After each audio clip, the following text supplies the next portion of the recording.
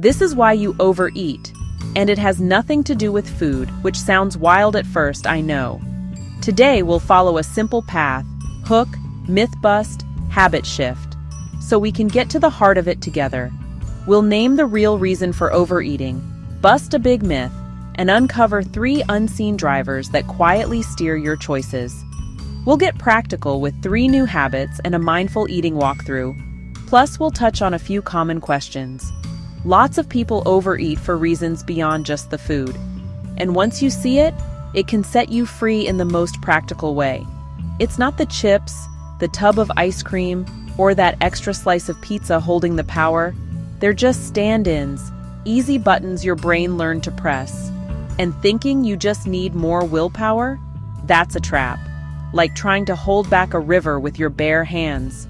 Blaming the food, or worse, yourself, keeps you in that painful loop of eat, guilt, repeat.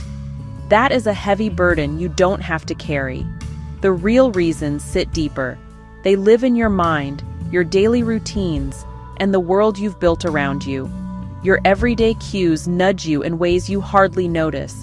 The bowl on the counter, the snack aisle, the way your kitchen's laid out, little whispers that all add up. And inside, those quiet signals, stress after a long day, a wash of boredom or loneliness, can send you to the kitchen even when your body isn't truly hungry. Screens and spaces mix with old habit loops, and before you know it, your hands are reaching for bites your mind barely registers. So let's become gentle detectives. Overeating is a symptom, and food's just the tool your mind learned to use to cope with something else. When you learn the story behind the urge, the path to change gets a whole lot clearer. So let's peel back those layers together, one by one. Myth versus reality. The old willpower story needs a rethink. The myth says it's you versus the food, and willpower is your only weapon, like a daily arm wrestle you should win. It whispers, just try harder. But how many times have you muscled through, only to end up discouraged and wondering what's wrong with you? Banning foods and making strict rules don't fix the root urge. If anything, they tend to make it louder. Willpower's a muscle, and it gets tired from constant decisions, stress, and lack of sleep. So when it's worn out, it gives way. Force one food out, and the habit loop usually finds another target. The urge doesn't vanish, it just changes address. Blaming food for overeating is like blaming a cough drop for a cold.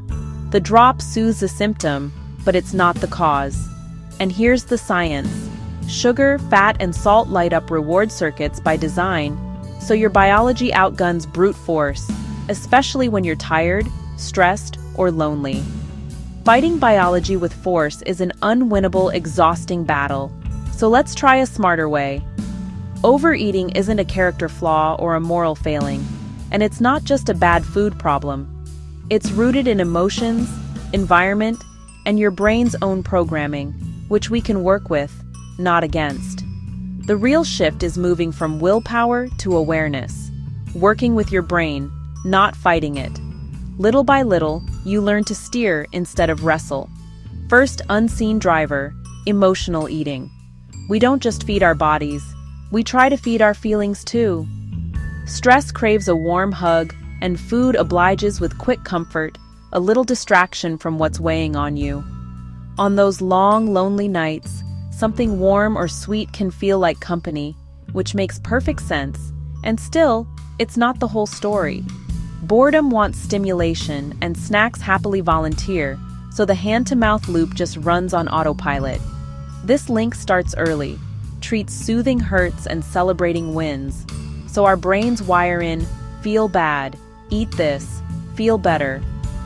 Over time, the emotion speaks as a craving. I'm stressed. I need chocolate. I'm lonely. I need ice cream.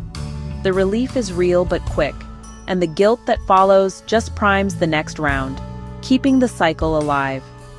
So the first step is to just notice. When the urge hits, ask gently, what am I feeling right now? Name it kindly, stress, boredom, loneliness, and you'll feel the pull soften. The second unseen driver is your environment, which quietly scripts more of your eating than you think.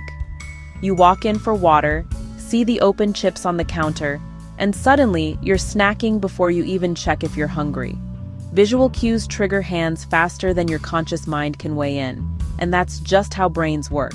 A post in your feed or a TV commercial plants a desire that wasn't there a minute ago. No shame, just notice it. Even plate size matters. Bigger dishes lead to bigger servings, so smaller plates quietly help right-size portions. Right-size packages too. Buy single servings or portion things out, and tuck temptations out of easy reach. Out of sight, out of mind, and out of mouth. A little friction makes mindless snacks less automatic. Ads pair food with joy and connection on purpose. Once you recognize the nudge, it loses a lot of its pull. You get to be the architect. Make nourishing foods easy and visible, and make the autopilot options a tad harder to grab. The third unseen driver is autopilot, because so much of our eating runs on old programs we barely notice. Every habit has a cue, a routine, and a reward.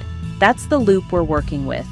Finish dinner, cue, grab ice cream, routine, feel sweet comfort, reward. Repeat that often enough and it runs by itself.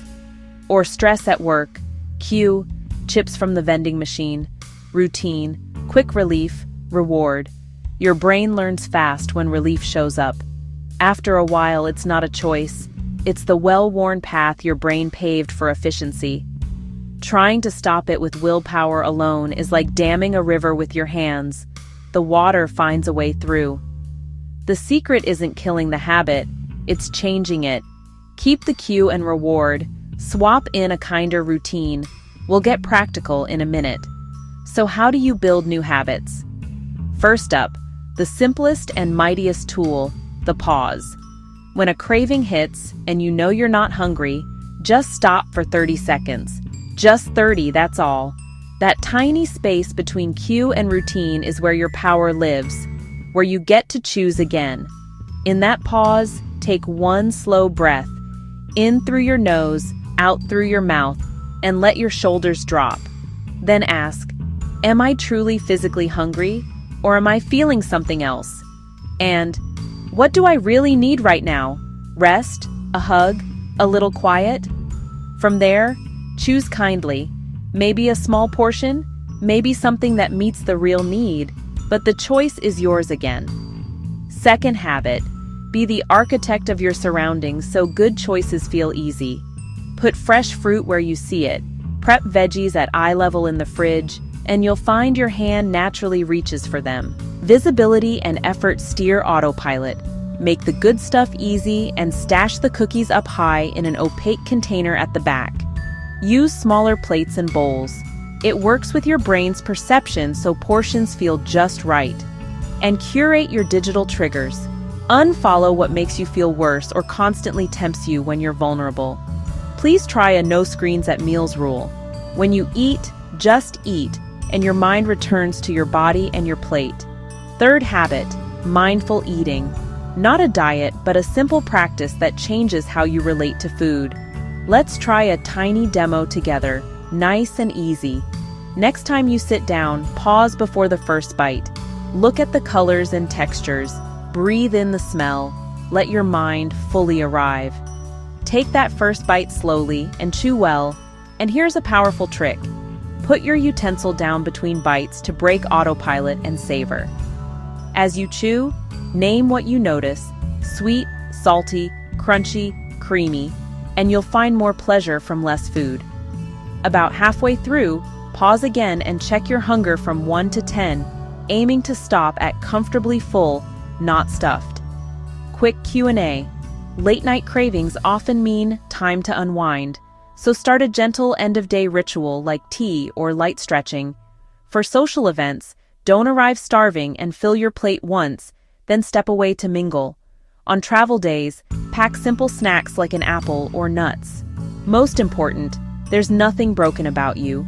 Your brain just learned an effective, if unhelpful, way to cope using food. With kindness, curiosity, and steady practice, those loops can be rewired and comfort can come from better places. Change takes time, so be patient. Each day is a lesson, not a verdict. And when you slip, as all humans do, it isn't failure, it's data. Get curious, learn, and keep going. Celebrate tiny wins. The pause you took, the tea you chose, the fork you set down, because those small moments build real trust in yourself. And if you're ready to go deeper, we've got a free ebook, The Ultimate Guide to Mindful Eating, packed with step-by-step tips and mini exercises you can use today. The link's down in the description, and until next time, take good care of yourselves.